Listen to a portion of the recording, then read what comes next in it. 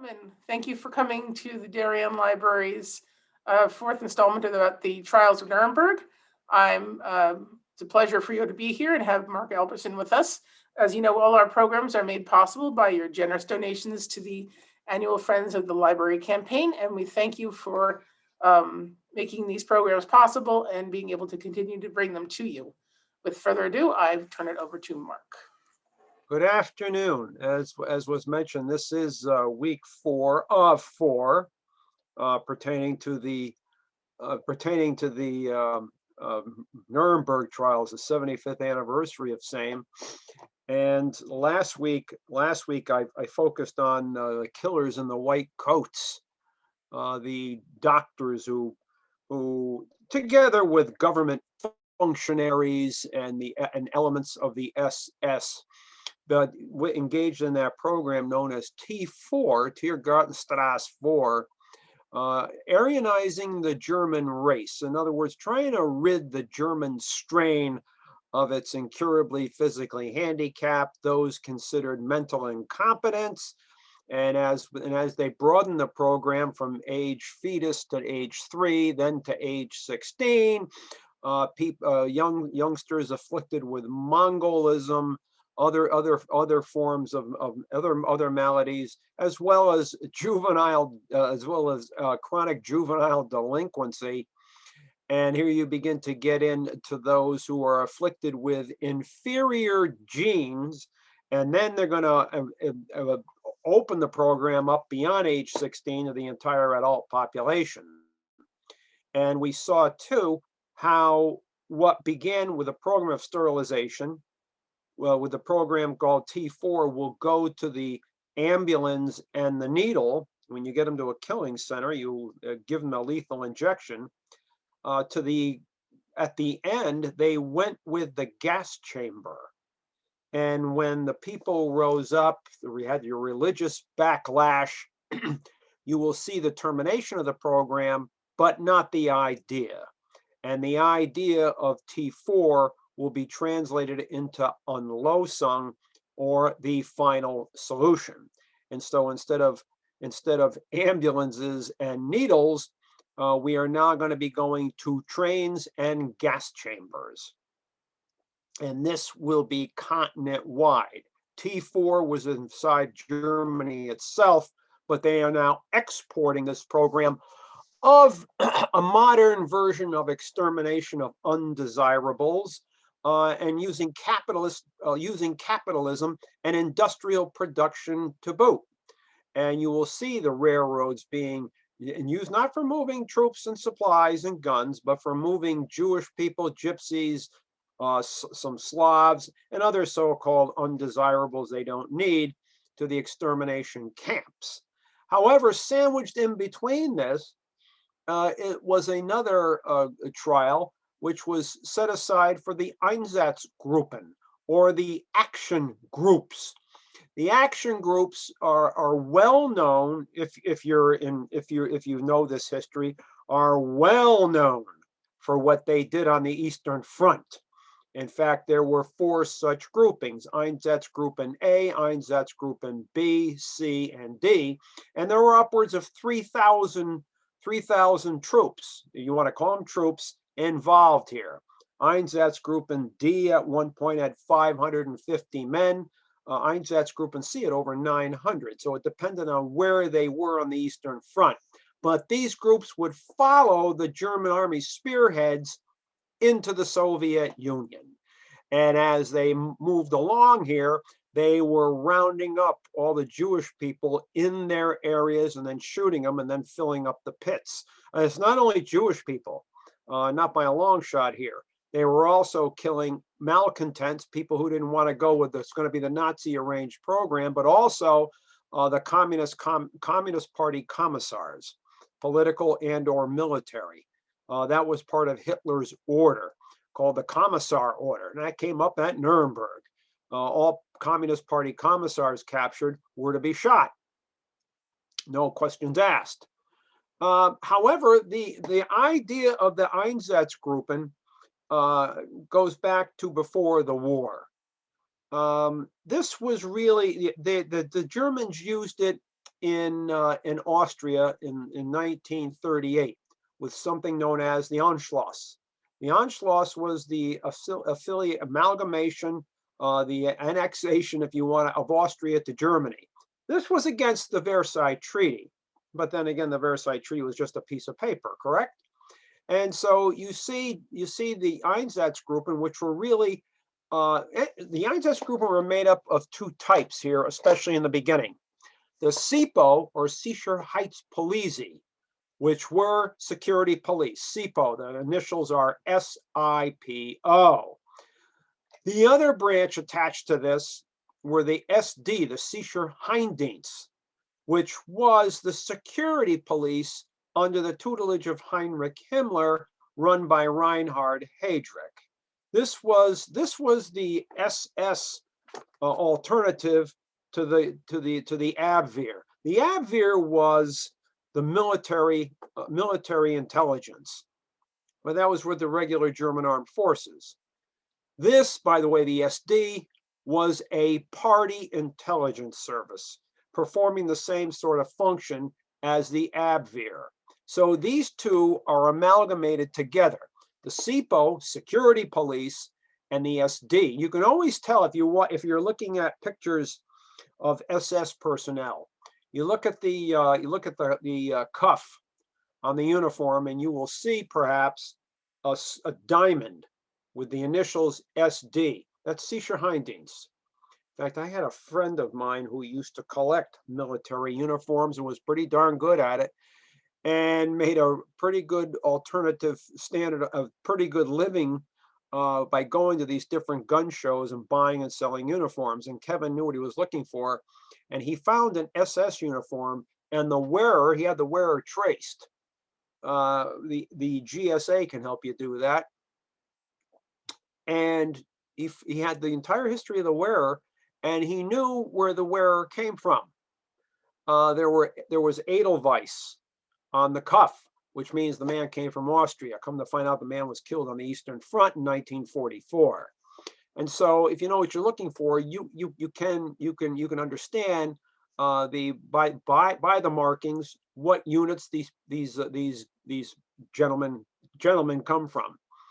However, here in Austria, the idea was to maintain political control and or put out of circulation those of the intelligentsia and the leadership, and also people such as teachers, journalists, so on and so forth. This is the beginning stages. This is 1938. However, it will get a big boost here in 1939 when they're going to go into Poland. Keep in mind what this means. In Poland, by the way, you are seeing, interestingly enough, with Poland, Hitler had gone to the bank quite a bit here. And by that, I mean, he had in 1936, March 7 to be exact, he marched into the Rhineland. And here he was really testing the waters. The German army was being rebuilt. He marched in with only two battalions. And it was against the Versailles Treaty that for Germany to militarize the Rhineland, which is on the eastern frontier of France. So it's on the western border of Germany, 50 kilometers from the French border. That's in the Versailles Treaty. Well, he occupied the Rhineland, but with only 2 battalions. And some of his generals were nervous. Supposing the French mobilized 100 divisions, what are we going to do? Hitler, march out? The French do not mobilize. Strike up one for Hitler. And so in 1938, he annexes Austria as part of the Reich. Strike up another one for Hitler. In the fall of 1938, he's able to sliver off the Sudetenland, a portion of the new Czechoslovak state from 1919, which encompasses 2 or 3 million German-speaking people, and applies that to the Reich. He's able to get away with this. And then he says he has no more territorial demands to make. Yet in March 1939, what does he do? He dismembers the rest of Czechoslovakia. In fact, today Czechoslovakia no longer exists. It's now it's now been divided, Czech Republic and Slovakia. However, interesting what Hitler says here in 1939. And interesting here, he says here to Foreign Minister Slovatsky from Czechoslovakia, that when the war comes, this is Hitler, that if war comes to Europe, it will not result in the Bolshevization of the world, but it will result in the elimination of the Jewish people from Europe. He's warning this now in January of 1939. And of course, 2 months later, he dismembers the rest of Czechoslovakia. However, the Einsatzgruppen, in a fledgling form in 1938 in Austria, is now going to be advanced here. And so the idea of the Polish campaign from the perspective of the SS with regards to Hitler's Einsatzgruppen, and interesting what Hitler says here. Einsatzgruppen, Hitler gave Himmler the task of forming Einsatzgruppen to follow the German troops as they advanced into Poland and liquidate Poland's upper class wherever it was to be found. Einsatzgruppen of the Sicherheitspolizei had so far been a regular feature in every stage of National Socialist expansion policy. And so you see here, now it's going to be on a more concerted basis. And Hitler, interestingly enough, when he invaded September 1, 1939, and Britain and France finally, after all these lead-ins after all these slights by Hitler, and he got away with it. He gets away with all these bloodless advances. Now Britain and France decides to fight.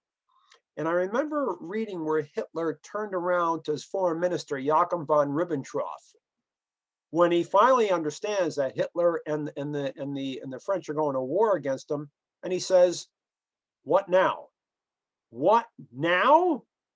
I mean, you didn't have a semblance of this when you invaded Poland. You had to have some inkling that they were eventually going to dig in their heels and fight back." And that's exactly what's going to happen here.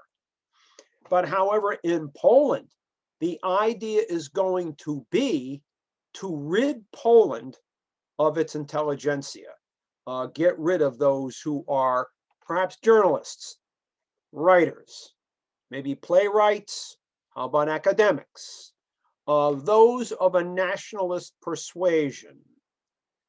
And so and also Jewish people. They're gonna do both here. And so, interestingly enough, in forming the Einsatzgruppen for Poland, and they're going to have a number of men leading this effort. Now, among these are, I'm not sure if you've ever heard of these names before, but you're going to hear of them now. Bruno Streckenbach. These are SD commanders. These SD men are going to be wearing SS uniforms with the SD on the cuffs. Bruno Streckenbach, Dr. Emanuel Schaefer, Dr. Herbert Fischer, Lothar Buthel, and Ernst Damzag. Now, what they're going to do is they're going to follow the German army spearheads into Poland. And however, keep in mind, Himmler does not quite have that power yet to dictate the total agenda. The army was supposed to have, once Poland had been conquered, keep in mind as well here, Germany's not going to grab all of Poland. Due to the agreement of August 23-24, 1939, the Nazi-Stalin non-aggression, the Nazi-Soviet non-aggression pact, or the Hitler-Stalin non-aggression pact, if you will, which was signed on the night of August 23, 24, 1939, 2:30 in the morning. And that must have been quite a scene, because when they're signing this, Vyacheslav Molotov and Joachim von Ribbentrop, Stalin orders a round of champagne and says and proposes a toast to Adolf Hitler, what a fine fellow. Well, he's not going to say that June 22nd, 1941, obviously. But the army will have overriding control here in Poland. Keep in mind, at this stage of the war, the army has quite a bit of freedom here. They for the most part, plan the operations. Same thing happened in France. Hitler will have a say here. He's the Führer. But he really does not take real control of the war itself until it gets to the Soviet Union. That was his war. It was one of the reasons you're going to have the war in the first place. Read Mein Kampf. The future of the Reich is not in the West, it is in the East. I mean, keep in mind, what did Hitler really get when he conquered the West? Norway, yes. He gets to control that north coast going around the Cape to Russia. That's an important piece to have. Plus he solidified his iron ore shipments from Sweden. On the other side of the coin, what did he get when he took France and the Low Countries? Wood, wine, and people? Big deal. He's protecting his backside while he invades the Soviet Union, because that's where all the resources are for the 1,000-year Reich. Ukraine is a breadbasket. In fact, even today, it ranks number 5 in the world as the 5th largest producer of wheat. And so there's oil, tungsten, iron ore, manganese, so on and so forth. I mean, there's many resources there. And so, however, but the jump off point for that is Poland. But he's got to take total control of Poland, but not in the beginning.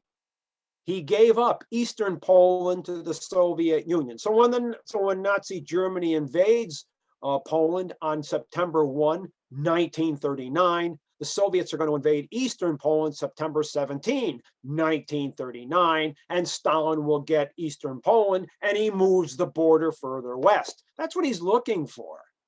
That's what he was looking for. Having said that, the Soviets too are going to use the NKVD to crack down on the intelligentsia on their side of the Polish border, or what's going to be the new Polish border. And they're going to take out journalists, playwrights, writers, teachers, so on and so forth. In fact, when the Germans stumble upon the remains of 15,000 dead Poles at Katyn Wood, which the Soviets vehemently denounced and vehemently disavowed.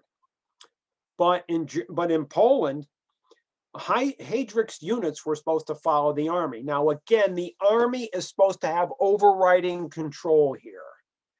And Himmler at this point can't step on their toes.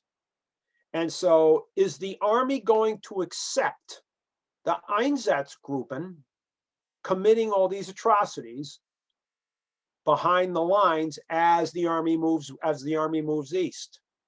That's the question here. Yet, Himmler and Reinhard Heydrich, who's in charge of the SD, they're caught in a quandary here a little bit. What do we do if the army wants to crack down on us? Himmler is going to tell them, well, we're just following Hitler's orders, because the outlook here is if the army is going to come back at them, they're just going to think the SS is a bunch of thugs, a bunch of murderers and thugs.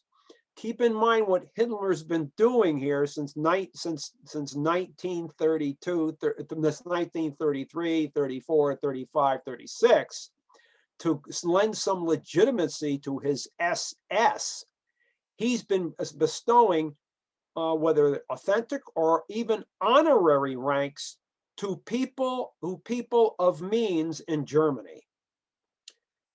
some of the holdovers of the old royal or of the German nobility, even descendants of the aristocracy, giving them honorary ranks in the SS, honorary major, honorary colonel, whatever the case may be. He's trying to justify, lend some legality here and acceptance in the upper reaches of German society. Now he's going to be murdering Jewish people and ardent Polish nationalists by the score. And so he's got to cover his tracks here. He's not totally out of the woods here with regards to maintaining some sort of legitimacy to the SS by having ties to the upper strata of German society. Interesting the quandary he's in here. Interesting the quandary he's in. However, what's fascinating here as well, Admiral Canaris of the Abwehr. Admiral Canaris was in charge of the Abwehr throughout most of the war. And he warned the German army, warned General Keitel, the chief of the OKW, the Oberkommando der Wehrmacht, German High Command, that what the SS was doing. And this is where the army could have made a stand here to cut back on these iniquities and did not. Interesting what Keitel says. He took refuge behind Hitler's, and this is interesting, Hitler's primitive logic. If the Wehrmacht did not want to do these things, it must not complain when the Sicherheitspolizei and the SS undertook the work of liquidation. Canaris warns them, it's in your backyard. The German army is who is supposed to operate Poland for the Reich. And if you're going to allow these iniquities by the Sicherheitspolizei and the Sicherheitsdienst, the SD, with these Einsatzgruppen, you are complicit. This is what Canaris is trying to warn them about. And interestingly enough, the army is going to have a hands-off regard for this. They don't want to dirty their hands. But by being complicit from the perspective that they don't put a stop to it, their hands are dirty. So it's interesting how Himmler is really going to fall under the good graces here. He's going to use Hitler as the excuse. If I'm going to have a crackback, I'm following Hitler's orders, which he is.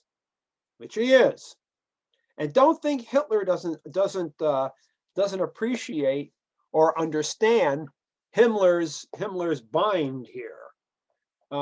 He can say Hitler was an oily character. If you go back to what I mentioned about the T4 program, where Hitler ordered the T4 program in October of 1939.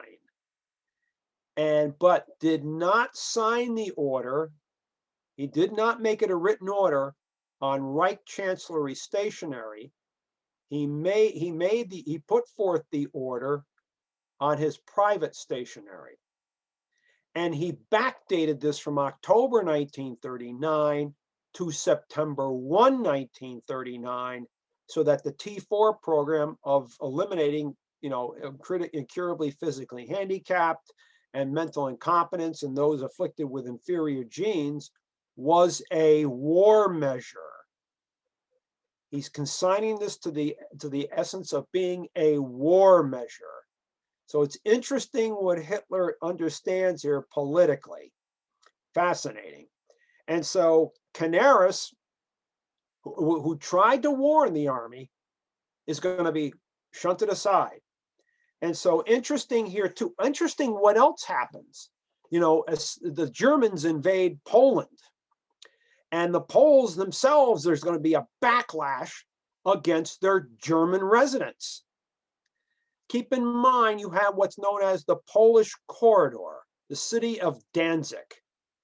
That territory of Germany was in Western Prussia was going to be assigned to Poland. So Eastern Prussia is separated from Germany itself. And so Poles, in fact, throughout Poland, some Poles, ardently nationalist, are going to crack down on Germans. Now, this is a spontaneous sort of rising here. The Polish government, as far as I could tell, really did not orchestrate this as an initiative of national policy. But that doesn't say some of these Poles aren't highly nationalistic. And so in fact, there were some studies done on this by the Germans that said upwards of 8,000 or 9,000 were killed by the Poles. I don't think it's that high. One of the probably a Martin Brozat, who was an expert on German policy in Poland, probably had it right when it comes to anywhere between 3,500, 4,000, and maybe 5,000 were killed. I'm not saying that's acceptable. That's not the point. In fact, you can go back to, interesting here, how Poles cracked down on the Germans in Poland. You can come home here and see what some of the colonists were doing each other prior to the revolution here in America. I'm not going to go into specific examples, but when the colonists divide themselves up between those we'll call them patriotic colonists who wanted the divorce from the crown, and Tories and loyalists who wanted to remain with the crown, there were a number of iniquities that went on here. And we don't really teach that too well in this country, but that went on. Well, what do you think's happening here in Poland? At the same time, there's a man by the name of Albert Forster.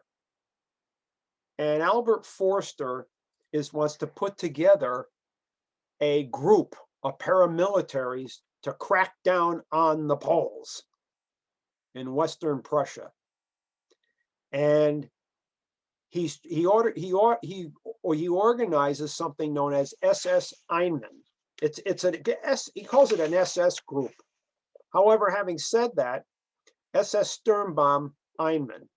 And so he's beginning to crack down on the Poles.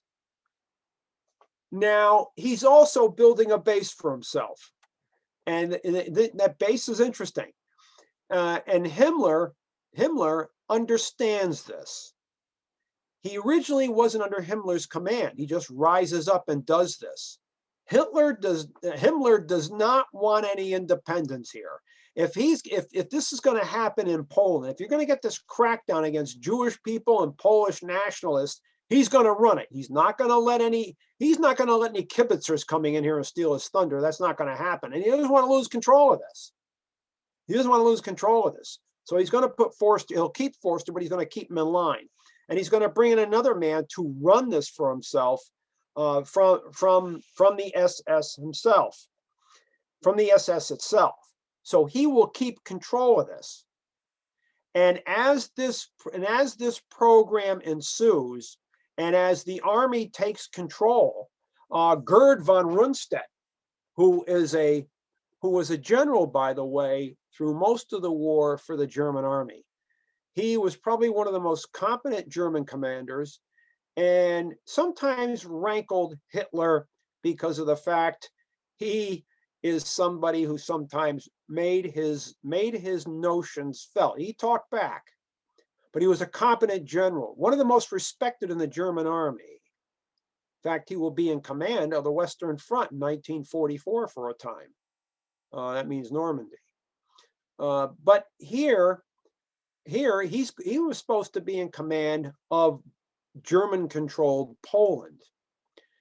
And so you see here, as Himmler tries to gain control of the backlash or the program here against Jewish people and Polish nationalists, So he doesn't get any kibitzers coming in and stealing his thunder. Plus, he wants to keep this organized, and so he organizes this further crackdown on the Jewish people. Now, what he's going to do here is the German army, as I mentioned, will wash their hands of this, and that's a problem. You are going to see a splintering of Poland. One of the areas that comes to mind here will be the government general, which is where they're going to dump a lot of Jewish people. You know, at one point, the Germans had plans for Warsaw. They were going to turn it into a city for Germans, for German people from Germany to go there like for weekends, just to get away for the weekend. Turn it into a provincial city for Germans. Oh, that really won't happen. The Germans are going to tear it apart in 1944 and early 1945. But the fact of the matter is, they're going to split Poland into sections. And it's almost as if Poland is being wiped off the map again. But one part was the government general, and that will be run by Hans Frank, who is going to get his comeuppance at Nuremberg. And so Jewish people might not be shot as often, but they're going to be rounded up and dumped in the government general. And this will be notorious at Nuremberg. And I don't have it with me here, but there's a map of what Germany, in fact, it's an interesting map to see on the Eastern Front in the Eastern occupied territories. The ultimate German plan here. And people like some Lithuanians, Latvians, Estonians, Ukrainians who greeted the Germans as liberators. Little do they know that many of them are going to wind up as slave laborers under Nazi overseers, because again, go back to Mein Kampf. This is where all the goodies are. This is where all the resources are. The Ukraine is a breadbasket. We want this. And so when the Einsatzgruppen are done here in Germany, now it's in Poland, interesting. They're roving squads rounding up Jewish people, Polish intelligentsia, and killing them. Or now with the Jewish people, dumping them in the government general. But at the same time, they will set up sedentary police stations. They'll become static. They're not going away. They have to maintain political control. This is what you're seeing here. Now, this is an important facet to understand. Very important. This is not just racially providing the racial cure here, getting rid of Jewish people, Gypsy Slavs. No, it's also political control. Why? Because you're getting rid of the Polish intelligentsia, some politicians, army officers. Remember, an officer class is a class in a society. You got one here. You've got one here. A group of officers are a class. Officers from the military are a class. I can't repeat this too much. You get rid of that class. Some of the politicians, you get rid of them. Maybe some bankers, industrialists, you get rid of them. Teachers, get rid of them. Playwrights, people who form the intelligentsia, the intellectuals of the country, you get rid of them. So when you come home here on January 6th, and I don't have to tell you by now, you know this, there were some of those merrymakers on January 6th who wanted to do what to AOC, who wanted to do what to Nancy Pelosi. How about some who wanted to get rid of Pence, who had been the you want to call him deputy Fuhrer of Trump, because of the fact maybe he turned on Trump, And so when you're in a revolution here, you get rid of the political class. Well, the same thing here if you're taking over territory. What do you think the Islamic State was doing in territories they took control of? It wasn't just getting rid of Shias. They were also getting rid of what? Political opponents. And that's what Stalin's going to do in Eastern Poland with the NKVD. And that's what Hitler was doing here in Poland. It makes it easier to keep the population benign and pliable. Russia, 1941. It is here, though, that, and I don't want to make it sound light, that the Einsatzgruppen begin to flower here. There are going to be 4 Einsatzgruppen. I mentioned it before: A, B, C, and D. And now you're on a vaster expanse of land. Keep in mind, we're talking France, Poland, but now in 1941, we're talking the Soviet Union. How big is the Soviet Union compared to France and Poland? Vastly larger. And so instead of just using upwards of 1 million men to invade France, we're going to be using 3,300,000 to invade the Soviet Union, and 3 massive spearheads.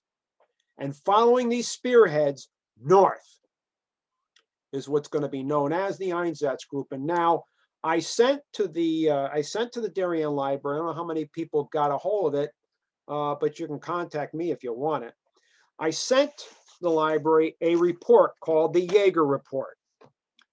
This is something that happened between the summer and into the fall of 1941 on the way to Leningrad. And it's Einsatz Commando 3 of Einsatzgruppen A. And this report is filled in here by Karl Yeager, commander of Einsatz Commando 3.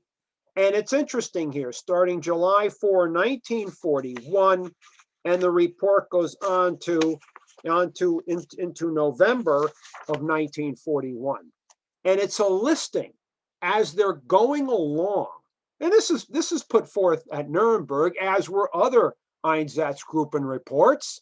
I mean, the Germans are very meticulous in many respects in keeping records. That's part of German efficiency here, as they're known for. But they break down, but Yeager breaks down in each of these shooting incidents, the number of people. Now, interesting, July 4, 1941, Kaunas, 416 men were shot, 47 women. And these are all Jewish people, total 463. Now, let's understand something too. As they're advancing through places like Lithuania, Latvia, Estonia, there are a number of Lithuanian, Latvian, Estonians who are of German descent. I know, because I met one. He was in the SS. At one of those gun shows when I went to visit my friend, I was relating earlier about the uniforms. And he introduced me to a Peter Yakas. And this man was a Lithuanian. And he was on his father's farm. And when Stalin moved in June 1940, and occupied the Baltic states, some of his uncles and cousins were rounded up, thrown on the boxcars, and sent east as slave laborers. So when the Nazis invaded, they're considered liberators here. Well, Peter was of German descent as a Lithuanian.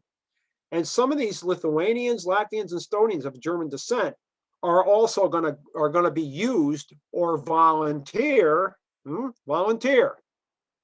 do the job here for the Germans. In fact, Peter will join in 1943 the 15th SS Panzer Grenadier Division, which were Latvians of German descent for the most part. And he will fight on the Eastern Front until the end of the war. And he came here because he couldn't stay in Russia or Soviet Union. No wonder why. And so here you see that they are used also to do the shooting of Jewish people as the Nazis are moving northeast here. And so interesting here too, and I find this fascinating how they do this. Here we go here. July 9th, Vanzigala, 32 men, 2 women, 4 others, of total of 38 were shot. Now, as you get into this, some of these are pretty stark here. August 9th through the 16th, Rossignol, 294 Jewish women, 4 children, for a total of 298 shot. June 27 to August 14, Rokiskis, 493 men were shot, 488 others, total 981, all active communists shot. And you can go into this and you find even terminology here, such as at Kaunas, August 18, 1,409 men, 402 women, 1 other, total 1,812. Now the notes, and they're very precise here, including 711 Jewish intellectuals from ghetto in reprisal for sabotage action. And they even account for errors. 19th August, Ukmerja, 298 men, 258 women, 88 children, 2 others, 645, and they note here, error in math. Fascinating. 22nd August, Aglona, 5, it says others. They put them in the others column. Others, 544. Total, 544. Now in the notes section, mentally ill, 269 men, 227 women, 48 children, located in Latvia. And here was a big one for this group. 23rd of August, Panavezis, 1,312 men, 4,602 women, 1,609 children, for a total of 7,523 individuals, all shot. And there, I mean, I can go on with this, but why be redundant here? It's not the point. It's not the point.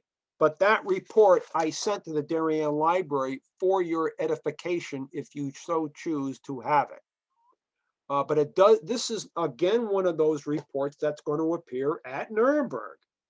And as the German army advances starting June 22nd, 1941, the Einsatzgruppen are following as well. And they are reaping a total. And so when you get to the Nuremberg trials about this, Judge Musmano, Michael Musmano, who was the presiding judge here for the Einsatz Commando trials, he estimates that upwards from June 22nd, 1941, going into the middle of 1942, upwards of 1 million were shot. Upwards of 1 million were shot. And it was more than just Jewish people again. There were malcontents. There were gypsies. There were Slavs that were shot, or guerrillas that were shot. But upwards of 1 million are shot. And so Himmler, interestingly enough, when he went to the Eastern Front, watched one of these episodes, and he became terribly ill. In fact, in one of the people that were shot, he got a splatter of brains on his uniform. And supposedly those who were there said he turned all shades of green. And this is when he really gets to the idea here that maybe we ought to cut back on the shooting and use a more humane method. And what's that humane method? Gassing. In fact, they will also on the Eastern Front use gas vans. You get a box truck and you reroute the pipes so that they go inside the container, the box of the truck, and you get these guys driving these trucks, and the carbon monoxide, the exhaust is pumped not to the open air, it's pumped into the box. And so those people inside would be gassed. And then what you do is you drive to the pits and you dump the bodies in, but you're not having any shooters. You're just dumping the bodies in. This was used for a period of time as well, but it will not replace the camps. The camps were much more organized. The death camps. I'm not talking just concentration camps. I'm talking death camps. There's a difference between concentration camps and death camps. And of course, the poster child expression is Auschwitz-Birkenau, at one point commanded by Rudolf Höss, and I went into him last week. But these groups, these groups of Einsatzgruppen would not only be used, by the way, to exterminate Jews and other people considered unacceptable. They also be used in anti-partisan measures as well, going after guerrillas. And so these guys were really take no prisoners. They had take no prisoners mentality. But at the same time, there was also a high rate of alcoholism and drug abuse among these shooters. I mean, if Jewish people are to be considered subhuman, Untermensch, then they would not be considered human. Untermensch, subhuman, or not even human at all. And yet, if there's a high rate of alcohol and drug abuse, then how come that exists? They must be killing human beings. And so, and interesting here too, when you get to the sentencing portion of, and I have Musmano's book right here. I find it fascinating here when they get into the sentencing of these people at Nuremberg. And there were 3 judges, Musmano being one of them, and they take turns presenting, issuing the sentences here. And just a short segment of this. This is in 1948. He announces one of his portions, which he announces, and these are leaders of some of these Einsatz who participated in these killings. Willie Siebert, death by hanging. Eugen Stemley, death by hanging. Walter Hanisch, death by hanging. Gustav Noske, life imprisonment. Adolf Ott, O-T-T, death by hanging. Waldemar Klingenhofer, death by hanging. Lothar Fendler, 10 years imprisonment. Waldemar von Radziski, 20 years imprisonment. Felix Ruhl, 10 years imprisonment. Heinz Schubert, death by hanging. And interesting, they could petition to General Clay, the military governor of that area of Germany. They could petition to have their sentences reduced or even eliminated. There's a clemency board, in other words. Some will get that, some will not. However, many of these Einsatzgruppen commanders will get their comeuppance at Nuremberg. But it does show something here. The Einsatzgruppen, which are separate trials, the doctors' trials. I went into the trials of some of the bigwigs 2 weeks ago. It shows a society that allows this to happen in a disregard for its fellow citizens. If it's going to have a disregard for its fellow citizens, the Nazi idea of Jewish people not being Germans, being pollutants of German blood, as well as perhaps gypsies, the Slavs, and then getting rid of people who are incurably physically handicapped, mentally incompetent. What do you think they're going to do to people beyond their borders if they get that far? And this is, to me, an element too of fascism. If with fascism, groups are unacceptable, go to Saudi Arabia. It's a theo-fascist state. The Wahhabi idea. They're Unitarians. That they don't even subscribe to opposing Sunni views. It's our way or the highway. What do you think they're going to think about Shias? They're heretics. They're even worse. In many cases, I'm sure for some of them, they're worse than Christians and Jewish people. And so when you look at the Nazi idea here, whenever you get, well, I'll go back to what Heinrich Heine once said, the German philosopher in the 19th century. And this was brought up by some far-seeing Germans in 1934, 34, 33, 34, 35 with the book burnings. When one burns books, one burns people. Think about that. And then come back to your own country here when you see the white supremacy, the racism, and related. And we seem to go through this time in, time out, which is why when you look at the Soviets, when they took part in the Nuremberg trials, they wanted it, Stalin wanted it known that the crimes against humanity would be leveled against the Axis and no one else. Why? They've got skeletons in their closets. Could the Nuremberg trials be used to condemn the Soviets or Stalin for what he did during the purges of the 1930s? Keep in mind, Germans are going to be sentenced here for what they did with the Night of the Long Knives, when 1,000 members of the hierarchy of the SA was purged, murdered, besides other people who the Nazis didn't find acceptable. This is a time to settle old scores. Well, if you can prosecute the Nazis for 1,000 shot at night and the following afternoon, what could you have done with Stalin when, if you believe the figures of Robert Conquest, between 1937 and 1938, 1 million had been shot in the Soviet Union, another 7-8 million in the gulags.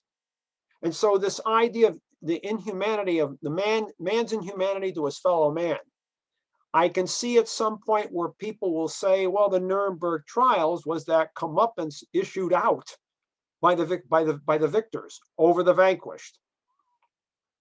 Go with that a little bit, but let's understand something. In the end, these Nuremberg trials, going back to Justice Robert Jackson, purveyor of the rule of law, we cannot allow, again, using the example of Sicily, where you've had these vendettas among families for generations. If that's on an island, what could possibly happen here in Europe? That's the point. If the war was fought for so-called democratic principles, then the rule of law has to be applied. It's not only for the purposes of humanity, it's the purposes of rule by law, law and order, but by rule of law, not kangaroo courts. It has to be set up, and this is what Jackson was saying, as well as other judges as well. He wasn't the only one. That we know they're guilty. We have to try them, dispense justice, and that means even executions, but save the records of the trial, save the evidence, collate same, store it for future generations. This goes back to Jefferson. The best way to learn from history is to read this history and research the history. Perhaps maybe we won't repeat the same mistakes. Of course, as you know, man does repeat the mistakes. That's why we're on that merry-go-round. What is it again here? Those who do not know history are doomed to repeat it. Does anybody have any questions here about one of the most sordid aspects of the war? Why were so many committed and given severe sentences eventually were lightened or dismissed? Ethel Schatz. Some of that was, the Allies, I'm going to go on record as saying the Allies to a certain extent were snake bit from 1918, 1919. And, there was collective guilt initiated here in 1918, 1919. And I think you've heard me mention this before, Ethel, that if the British and the French in particular were that enamored with democratic principles, they would have seen to the implementation of the Versailles Treaty as perhaps a real jump-off point for a functioning system of representative government in Germany. Maybe you would have prevented a rise of a Hitler here by 1933. That wasn't done. Reparations was the name of the game. We were going to punish the Germans. And so the German population as a whole, or many Germans, are going to feel left out. This time they didn't want to do that. Justice Robert Jackson made that point, that we are going to try individuals for their crimes, not the entire German population. That was a mistake from 1918-19. Now, he is correct, but then again, you don't want to give too much leeway here and give real war criminals, you're going to hang and then reduce them to 10 years or something like that. It does kind of cheapen the trials here. But then again, the judges and prosecutors, they don't have a say on that. They dispense the justice. If these criminals want clemency, they can go before the clemency board. But again, that's all part of the rule of law prescribed by who? Justice Robert Jackson. Can't you do that here? Well, I lost this case, but I'm taking it to the Supreme Court. Some places you can't do that. And so you might not like it, but it is supposed to be part of your system of law. Although if you come back to the United States now, you go back to the 8th Amendment, trial by jury, you're not supposed to have, that's the 6th Amendment, but then again with the 8th Amendment, cruel and unusual punishment is out, that kind of thing. And yet that's one of the basics of one of the real basics of the early American Republic, trial by jury. 90 to 95% of your trials now go to plea bargain. What happened to trial by jury here? So that should be a wake-up call. And you can find that information from the Department of Justice. Don't listen to me. You can find it from the Department of Justice. So. Well, Mark, thank you again for a really great talk today. It's not an uplifting topic, but it's interesting. It did happen. Yeah. I find it interesting from the perspective of how a society can do this. Yeah. It's kind of distressing from the position of understanding the human condition. Yeah. And we seem to do this, over and over again. So I don't know. All right. Well, then we'll look forward to seeing you again in March, and we really thank you for this presentation today. Oh, you're more than welcome. More than welcome. All right. Have yourself a pleasant evening. Stay well, too, everybody. All right. Good night, everybody. Stay well.